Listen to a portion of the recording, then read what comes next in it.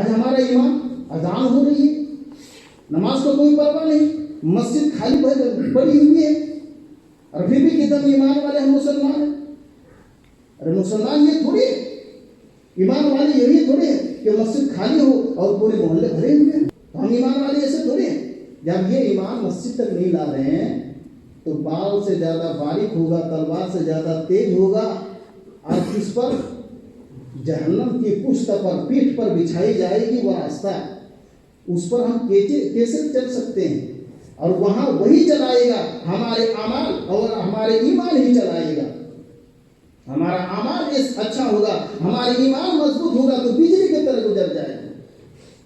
اور یوں فرمایا جب ایماندار آدمی وہاں سے گزریں گے تو جہنم شکایت کرے گی کہ جلدی سے گزر جاؤ، تمہاری ایمان کی حرارت سے، گرمی سے میرے آگ کو بجھا دیے۔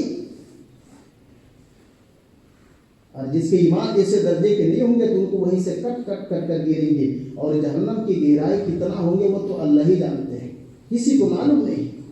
فرمایا کہ 70 سال سے تو ایک پتھر چھوڑے تھے اللہ نے، جب جہنم میں گری تو اللہ کے نبی صلی اللہ علیہ وسلم نے آواز سنی، صحابہ نے بھی سنی، تو کہا کہ یہ پتہ ہے کیسی آواز ہے؟ کہا اللہ اس کے رسول صلی اللہ علیہ وسلم زیادہ بہتر جانتے ہیں۔